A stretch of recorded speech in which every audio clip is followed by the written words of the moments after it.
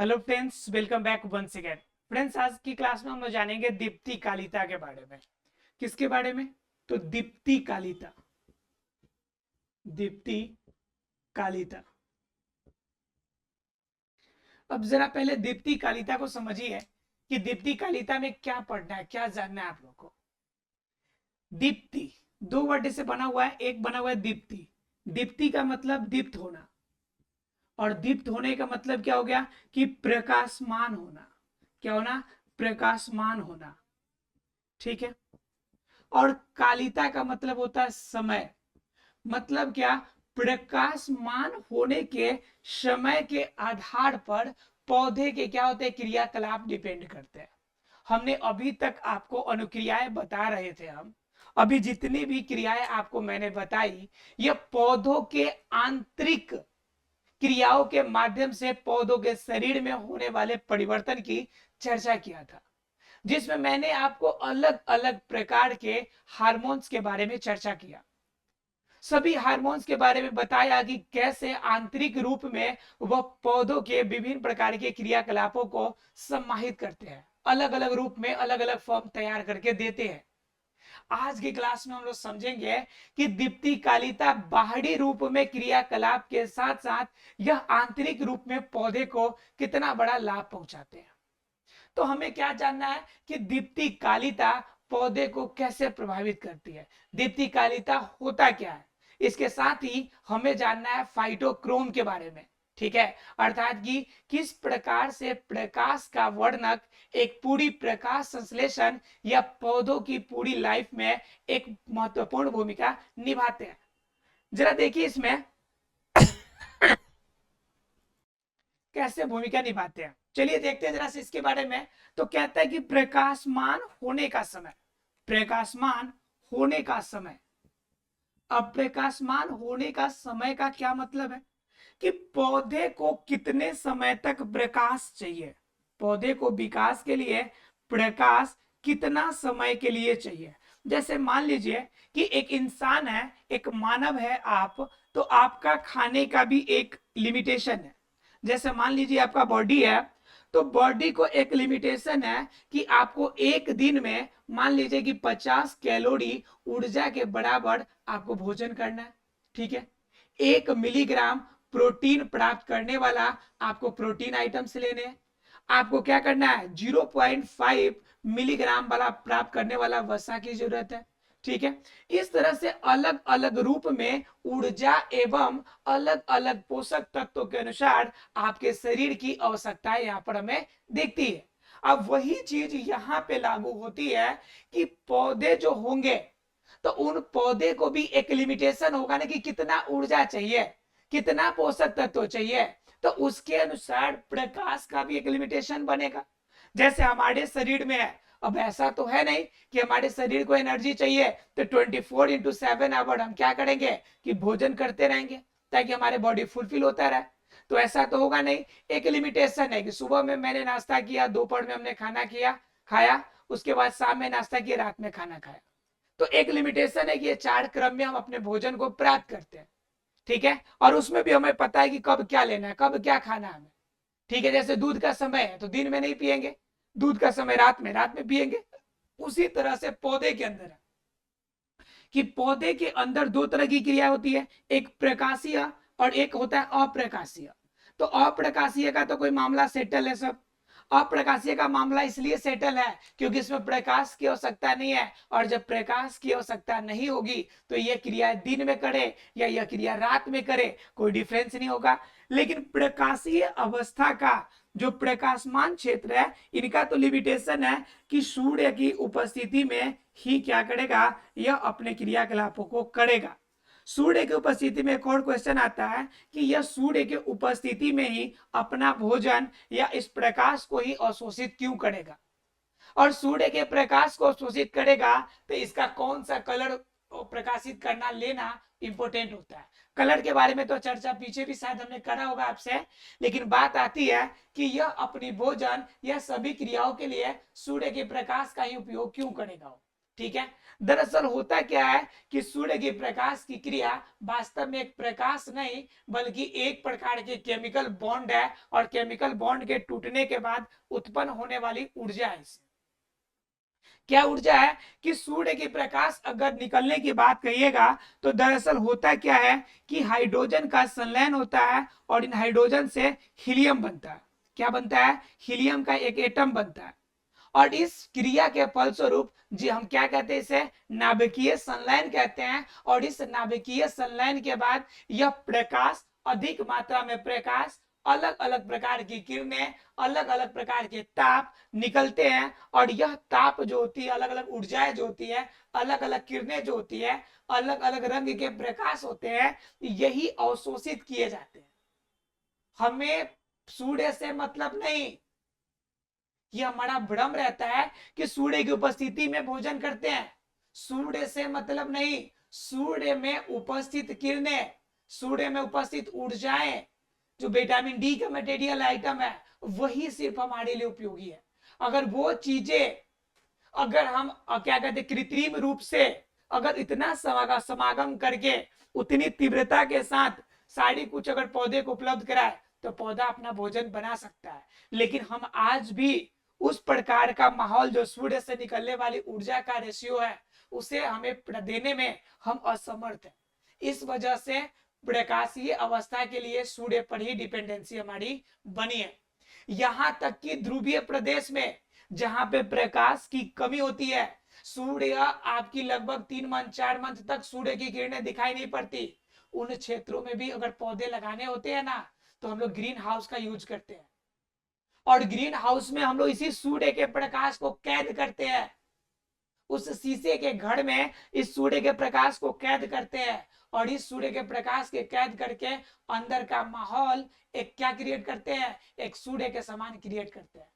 और इस सूर्य के समान क्रिएट करके उसके बाद हम वहां पे पौधे को बना पाते हैं, पौधे का विकास करा पाते हैं। तो बात समझ सकते हैं कि कितना ज्यादा ये सारी चीजें आपके लिए उपयोगी है। ठीक है, यानी सूर्य के बिना ये प्रकाश काम कर नहीं सकता। तो बात यह आती कि सूर्य से प्रकाश भी मिला, लेकिन कितना समय के लिए होगा?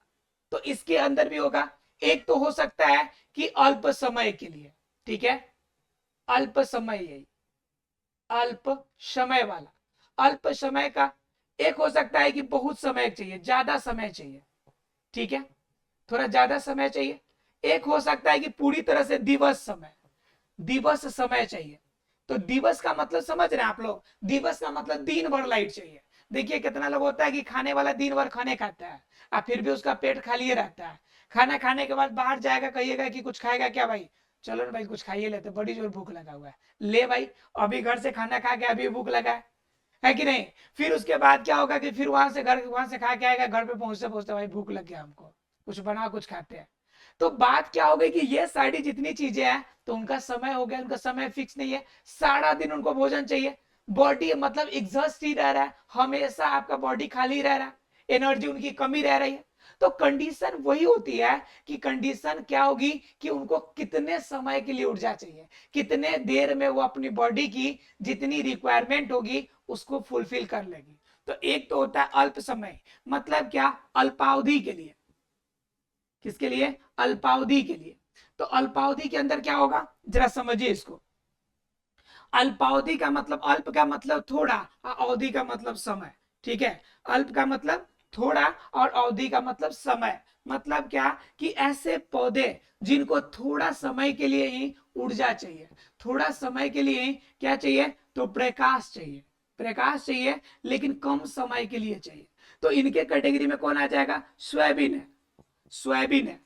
तो सोयाबीन के पौधा को दिन भर नहीं चाहिए। आप लोगों ने देखा होगा बहुत सारी कृषि ऐसी होती है जिनके ऊपर कवर करके लगाया जाता है, आप देखे होंगे, उनको रहने के लिए नीचे पौधे लगे हुए हैं लेकिन उसके ऊपर वो हार लगा रहता है, जाली की समान संरचना बनी रहती है। क्यों बनी रहती है भाई? तो उन्हें ज्यादा प्रकाश नहीं चाहिए, ज्यादा सूर्य की किरणें नहीं चाहिए। अगर भोजन ज्यादा तैयार हो गया, ज्यादा खा लिया, तो मालूम चलेगा गैस बन गया पेट में उनके, है ना, वोमिटिंग शुरू हो गया और वो मर जाएगा। तो कंडीशन उनके लिए प्रॉब्लम हो जाएगी। तो उस कंडीशन में क्या चाहिए, उसको अल्प समय के लिए क्या चाहिए, प्रकाश चाहिए। तो देखे होंगे आप लोग जितनी भी खेती, जैसे केसर की खेती है, तो केसर जनरली कहाँ पे होता है? ठंडे प्रदेश में होता है, जैसे मान लीजिए हमारे जम्मू कश्मीर में हो गया, ठीक है। अब हम उसकी खेती चाहते हैं कि ले जाकर हम कहाँ कर दे, साउथ इंडिया में कर दे, तमिलनाडु में, कर्नाटका में कर दे। मालूम चलेगा बारिश बड़ा जबरदस्त हो गया, 200 सेंटीमीटर बारिश हो गया। अब मालूम क्या चल गया कि इतना ज्यादा धूप है कि 45 डिग्री 48 डिग्री, अब 50 डिग्री सेल्सियस टेम्परेचर हो गया। और उस भोजन को रहने का आदत है कि आपका माइनस में 5 डिग्री सेल्सियस होगा तो अब ज्यादा बेहतर होगा, 8 क्या कहते हैं उसके बाद 3 डिग्री सेल्सियस होगा तो अच्छा होगा, इनके बीच में होगा टेम्परेचर तो बेहतर फलेगा फूलेगा। अब बताइए कि इस टेम्परेचर में उगने वाला पौधा हो और उसको टेम्परेचर में कहाँ ले गए, जहां पे ले गए 45 डिग्री सेल्सियस टेम्परेचर है, तो समझ रहे कितना बड़ा फ्लक्चुएशन हो गया, टेम्परेचर का बहुत ज्यादा फ्लक्चुएशन हो गया। यहाँ पे सूर्य की किरणें ज्यादा मिल रही है, यहाँ पे सूर्य की किरणें कम मिल रही है, तो यहाँ वाले क्षेत्र जो उगेंगे वह अल्पावधि वाले होंगे, जो अल्प समय के लिए, कम समय के लिए सूर्य के प्रकाश चाहिए। और यहाँ पे जो उगने वाले होंगे वह दीर्घावधि वाले होंगे, जिनको दीर्घ अवधि चाहिए, ज्यादा समय चाहिए। बात समझ में आ रही है? तो दोनों का कंडीशन अपने हिसाब से होगा कि कितने समय के लिए दीप्ति काल उसका होगा, मतलब दीप्ति कालिता का समय निर्धारित होगा। तो क्या हो गया, अल्प समय के लिए जैसे सोयाबीन हो गया, इनके अलावा भी कुछ एग्जाम्पल है, देखिए तो इनके अंदर है। आप सीधा समझिए कि कम समय के लिए चाहिए, तो कम समय के लिए चाहिए तो सीधा कहिए ना कि मौसम सर्दी के मौसम वाला चाहिए। कम समय के लिए क्या, आपका धूप तो कम समय के लिए कब उगता है, जब ठंडी का मौसम रहता है। या सीधा ऐसा कहिए कि ऐसे प्रदेश है जहां पे टेम्परेचर लो रहता हो, तो वैसे क्षेत्र में जब उगेगा तो अल्पावधि वाला पौधा उगेगा, क्योंकि उसे कम में समय के लिए चाहिए, ज्यादा समय उसको नहीं चाहिए। तो कंडीशन आपको समझ में आ गया कि अल्पावधि वाले कहाँ जाएंगे। मतलब कहता है कि क्रांतिक मान से कम टेम्परेचर होना चाहिए। एक होता है क्रांतिक मान, ये समझिए, मैंने आपको बताया होगा शायद, अगर नहीं बताया तो समझ लीजिए कि प्रकाश का एक मान होता है क्रांतिक मान। जैसे देखिए क्रांतिक मान, क्रांतिक मान क्या होता है कि जो भोजन करने के लिए जितना टेम्परेचर चाहिए, जैसे मैंने आपको बताया था कि जनरली जो भोजन प्रकाश का चाहिए उनके अंदर जो टेम्परेचर का लिमिटेशन है वह 35 डिग्री सेल्सियस से ऊपर नहीं जाना चाहिए, 35 डिग्री सेल्सियस से ऊपर नहीं जाना चाहिए। तो सामान्य के लिए 35 डिग्री सेल्सियस क्या हो गया, क्रांतिक मान हो गया। अगर इनसे ऊपर जाता है, इनसे ज्यादा टेम्परेचर वाला अगर सूर्य की प्रकाश आती है, तो समझिए कि भोजन अपना भोजन क्या कहते हैं, पौधे अपना भोजन प्रॉपर तरीके से नहीं बना पाएंगे। क्या होगा कि उनके अंदर वाष्पोत्सर्जन की क्रिया ज्यादा होगी, अब ज्यादा गर्मी लगेगा तो पसीना ज्यादा छूटेगा ना जी, तो पौधे का पसीना क्या है, वाष्पोत्सर्जन की क्रिया। ज्यादा टेम्परेचर ठोक दीजिएगा इनको तो क्या होगा, पसीना ज्यादा बाहर निकलेगा। तो उस कंडीशन में सूर्य की प्रकाश की उपस्थिति में प्रकाश संश्लेषण की क्रिया क्या हो जाएगी, स्लो हो जाएगी। लो भाई स्लो हो गई, तो ये क्या हो गया, 35 डिग्री सेल्सियस इसका लिमिटेशन है। तो 35 डिग्री सेल्सियस इसका क्या हो गया, प्रकाश का क्रांतिक मान हो गया। क्या हो गया, क्रांतिक मान। मतलब कि ऐसा टेम्परेचर का मान, प्रकाश का ऐसा वैल्यू जिनके बाद वो क्रिया जो होगी वो स्लो हो जाती है या समाप्त हो जाती है, उसे हम लोग क्रांतिक मान कहते हैं। जैसे आप लोग क्रांतिक मान आप लोगों ने पढ़ा होगा ज्वलन ताप के समय भी, ठीक है। तो वहां पर भी एक लिमिटेशन होता है, हर चीज का एक ज्वलन ताप फिक्स होता है कि जितना टेम्परेचर उनको चाहिए। जैसे मान लीजिए कि एक कागज को जलाना है, तो कागज के लिए ज्वलन ताप फिक्स है कि 70 डिग्री सेल्सियस आप दीजिएगा टेम्परेचर तो जलना शुरू हो जाए। पानी का उबलने का 100 डिग्री सेल्सियस, तो टेम्परेचर आपको फिक्स है कि उनसे ज्यादा होने के बाद वो जलना शुरू कर देगा, तो उतना टेम्परेचर तक तो जलेगा। लेकिन उनसे अगर हाई कर दीजिएगा तो मतलब वो वैल्यू कुछ और होगा, उनसे ज्यादा हो नहीं सकता। लो कीजिएगा तो आपका जलेगा नहीं। तो कंडीशन सेम है, इनका भी क्रांतिक मान से कम वैल्यू तक टेम्परेचर अवेलेबल कराना है, और वो भी कितने समय के लिए, तो अल्पावधि के लिए, बिल्कुल कम समय के लिए, ठीक है। उसी में अब जानते हैं ज्यादा समय वाला का, तो ज्यादा समय वाले को हम क्या कहेंगे, ज्यादा समय वाले को हम कहेंगे दीर्घावधि दीप्ति काल वाले। क्या कहेंगे इसको, दीर्घावधि, दीर्घावधि दीप्ति काल वाले, दीर्घावधि दीप्ति काल वाले। तो दीर्घावधि दीप्ति काल मतलब क्या, दीर्घावधि मतलब क्या, अधिक समय वाला, अधिक समय प्रकाश प्राप्त करने वाला।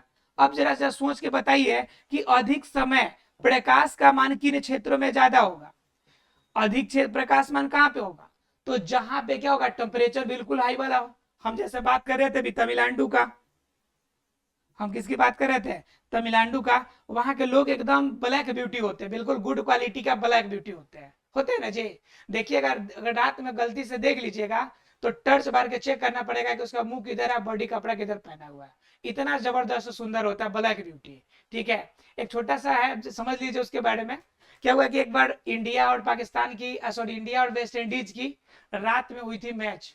ठीक है, और रात में मैच होने के पीछे रीजन क्या था कि मतलब वर्ल्ड कप चल रहा था। तो आपके इंडिया में तो होता है डे टाइम में होता है, कोई दिक्कत नहीं है। वहां पे जितनी मैचेज होती है डे नाइट होती है। तो हारने के बाद एक मतलब व्यंग निकल के आया था। इंडिया वालों ने आईसीसी में कंप्लेन किया था कि भाई देखिए हमारे साथ नाइंसाफी हुआ है। लोगों ने कहा भाई क्या नाइंसाफी हुआ है। तो उन्होंने कहा नाइंसाफी ये हुआ है कि हम लोग का मैच रात में क्यों कराया गया, दिन में क्यों नहीं कराया गया। तो बोले भाई क्यों, क्या दिक्कत है रात में। तो कहा कि हमको यह समझ में नहीं आया कि किधर से बॉल आ रहा है और बॉल फेंकने वाला किधर है, यही समझ में नहीं आया था। चेहरा बोलो कि ब्लैक, आपका बॉल के समान था, दिख रहा था, इसके वजह से समस्या हो गई। तो बात कहने का मतलब है कि इतना ज्यादा ब्लैक होते हैं लोग। तो कंडीशन कहाँ पे, तमिलनाडु का। तो तमिलनाडु वाले, साउथ इंडिया वाले उसी तरह के होते हैं, क्योंकि वहां पे सीधी टेम्परेचर पड़ती है, भूमध्य रेखा के कम नजदीक होते हैं। तो जहां पे सीधी टेम्परेचर पड़ेगी, सीधी सूर्य की किरणें पड़ेगी, टेम्परेचर ज्यादा समय तक मिलेगा ना जी। तो इसको क्या चाहिए, तमिलनाडु हो गया, कर्नाटका हो गया, तो इन सभी क्षेत्र वाले जितने भी होंगे इनको अधिक समय तक प्रकाश मिलेगा। और यहाँ पे जो पौधे प्राप्त होंगे इसे हम दीर्घावधि वाले कहेंगे। जैसे मूली हो गया, चुकंदर हो गया, ये सभी क्या मिलते हैं, इन क्षेत्रों में ज्यादातर हमें देखने को मिलते हैं। क्यों, क्योंकि इन क्षेत्रों में सूर्य की प्रकाश ज्यादा देर तक मिलती है और इनको भी अधिक समय तक सूर्य की प्रकाश की आवश्यकता होती है। ठीक है, तो ये हो गया ज्यादा समय वाला। अब बात आती है दिवसीय वाला। ठीक है, एक है, तो देखिए इसमें क्या है, दिवसीय वाला, दिवस दीप्ति काल वाला, दिवस दीप्ति काल वाला। अब दिवस दीप्ति काल का मतलब क्या हो गया कि हमको क्या चाहिए, दिन भर भोजन करना है भाई। तीसरा ये दिन भर भोजन चाहिए, सारा दिन हमें क्या चाहिए, भोजन चाहिए। मतलब प्रकाश क्या चाहिए, दिन भर चाहिए। अब प्रकाश दिन भर चाहिए तो इतना स्टेमिना वाला पौधा भी होना चाहिए ना। तो इतना स्टेमिना वाला पौधा कौन है, मक्का का पौधा है। कौन है, मक्का है, टमाटर है। ये सभी क्या है, इसको दिन भर चाहिए, मतलब पूरा जबरदस्त स्टेमिना वाला है। दिन भर खाते रहेगा, दिन भर खाते रहेगा, मतलब इनको पचाने का कोई सुनी है, सारा दिन खा सकता है। तो मक्का, ये टमाटर, ये सभी क्या हो गए, दिवस दीप्ति काल वाले हो जाते हैं। क्लियर है आप लोग को। तो आपको तीन कैटेगरी आपको दीप्ति कालिता में समझ में आ गया होगा। एक अल्पावधि वाले, जो ठंडे प्रदेश वाले होंगे, दिन में आपका कुछ समय के लिए चाहिए। ज्यादा समय वाले दीर्घावधि वाले, अधिक समय के लिए मूली चुकंदर इसके अंतर्गत। कम समय वाले में सोयाबीन आ जाएगा आपका। ठीक है, या फिर जितने भी ठंडे प्रदेश में होते हैं सभी आ जाएंगे इसके कैटेगरी में। उसके बाद क्या होगा, दिवस वाला। तो दिवस वाले में क्या हो जाएगा कि सारा दिन प्रकाश चाहिए, दिन भर प्रकाश चाहिए, पूरा एनर्जेटिक चाहिए। तो इसके अंदर मक्का आ जाएगा, टमाटर आ जाएगा। अब बात आती कि सबसे बड़ी बात आती कि फाइटोक्रोम। इसके अंदर जो भोजन मान लीजिए कि प्रकाश के कारण होगा, तो प्रकाश लाइट, टर्चों का लाइट दिखा देंगे तो काम चल जाएगा। दरअसल ऐसा नहीं होता है। होता क्या है कि मैंने अभी बताया कि हम टर्च के लाइट दिखाने से क्यों नहीं होगा, क्योंकि उसके अंदर ऊर्जा नहीं मिलेगी। जब ऊर्जा नहीं मिलेगी तो हमें ऊर्जा प्राप्त चाहिए, तो ऊर्जा के लिए में क्या होगा, सूर्य के प्रकाश पे डिपेंडेंसी होनी पड़ेगी। चलिए जरा सा देखिए, हम लोग को देखते हैं कि इसके अंदर फाइटोक्रोम क्या होता है। फाइटोक्रोम का मतलब सीधे शब्दों में बात करें हम लोग, तो हम किसकी बात करेंगे, तो हम बात कर रहे हैं कि उनके अंदर पाया जाने वाला रंग की, वर्णक की। फाइटोक्रोम मतलब क्या, वर्णक। थोड़ा सा मिटा देते ज्यादा अच्छा रहेगा आपको।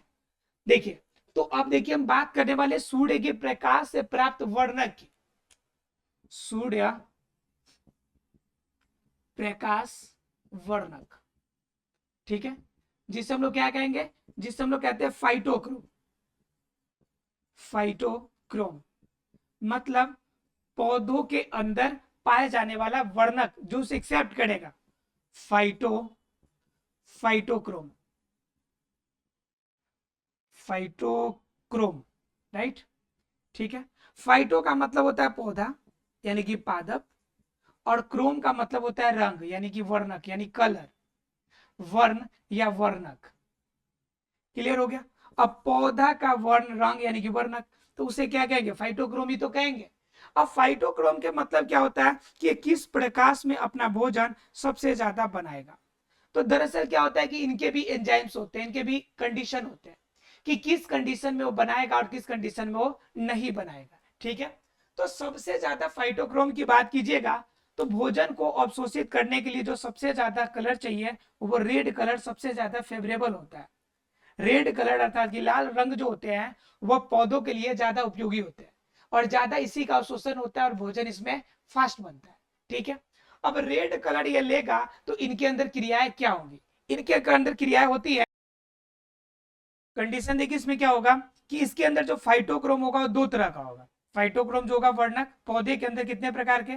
दो प्रकार के, एक तो पी आर और एक होता है पीई आर। क्लियर आप लोग को? एक पी आर और एक पीई आर। अब क्या होता है कि ये पी आर और पीई आर है, यह क्या करेगा? लाल को तो अवशोषित करेगा, लेकिन लाल के अंदर भी दो प्रकार के होते हैं अलग अलग तरंग दैर्घ्य वाला। एक होता है कि नजदीक एकदम मिल रहा हो, एक होता है कि दूर से आने वाली किरण हो। तो दोनों अलग होता है ना, एक नजदीक वाला एक दूर वाला। मतलब क्या, जरा ध्यान से समझिए। तो इसके अंदर हमें क्या देखने को मिलेगा? पीआर वाले कंडीशन की अगर बात करेंगे, पहले हम लोग किसकी बात करेंगे? पीआर के कंडीशन को हम लोग देखेंगे। तो पीआर वाले कंडीशन में क्या है कि पीआर जो लेगा वह क्या करेगा? यह आपका रेड वाला जो है अर्थात ये जो लाल तरंग दैर्घ्य है यह नजदीक वाले को लेगा। तो नजदीक वाले को लेगा तो कितना होगा? यह 630 वेवलेंथ वाला होगा, माने तरंग वाले होंगे, तरंग दैर्घ्य वाला। ठीक है, 630 तरंग दैर्घ्य वाला। और एक होता है आपका पीई आर। ठीक है, अब इसी में क्या होगा कि ये लाल तरंग दैर्घ्य वाला हो गया, एक होता है कि सुदूर लाल वाला, मतलब दूर से आने वाला लेकिन लाल ही हो। तो इसका क्या होगा? 730 के आसपास में, यानी 700 के आसपास में। तब दो अलग अलग तरंग दैर्घ्य हो गए। अब दोनों कंडीशन का यूज अलग अलग रूप में होगा। तो पहले क्या करेगा? पहले पी आर लेगा, पी आर लेगा। पी आर दिन के समय में 630 वाले को लेगा। ठीक है, और ये आपका क्या करेगा? फिर ये 730 वाले में अर्थात पीईआर में कन्वर्ट कर देगा। इसे किस में कन्वर्ट करेगा? पीईआर में कन्वर्ट करेगा। पीईआर क्या करेगा? पीईआर जो होगा आगे बढ़ेगा और आगे बढ़ के एक विशेष प्रकार के फ्लोरोजेन करके एक एंजाइम बनाएगा। और ये फ्लोरोजेन एंजाइम जो होगा क्या करेगा कि फ्लावरिंग करने में मदद करेगा, अर्थात कि फूलों को खिलने में मदद करेगा। और यही फ्लावरिंग का कंडीशन जो होगा, फिर रात का समय आएगा तो पीईआर फिर कन्वर्ट होकर किसमें चला जाएगा? पीआर में चला जाएगा। फिर सुबह में पीआर में कन्वर्ट होगा, फिर फ्लोरोजन, फिर फ्लावरिंग होगा। यह कंडीशन कंटिन्यू चलता रहता है और इसी में आपका फाइटोक्रोम का सबसे बड़ा रोल होता है। ठीक है, अर्थात कि फूलों को खिलने और पूरी क्रियाएं पौधों के अंदर होने में। आशा फ्रेंड्स फाइटोक्रोम दीप्तिकालिता दोनों क्लियर हो गए। मिलते हैं अगले क्लास में, तब तक के लिए thank you very much friends.